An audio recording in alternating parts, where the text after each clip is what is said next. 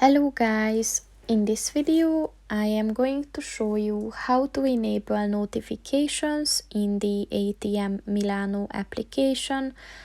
But first I just want to mention, don't forget to subscribe to my channel, because at 10,000 subscribers I am going to show you my whole YouTube revenue statistics and growth strategy, as well as how to make money online. Let's jump into it. First of all, open the application on your phone and then click on the person button at the top of the page on the right.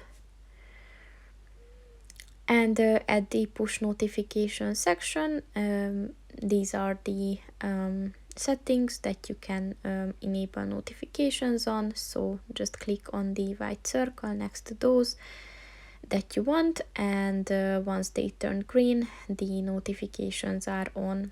And then just click on the done button at the top of the page on the right, and the notifications are set.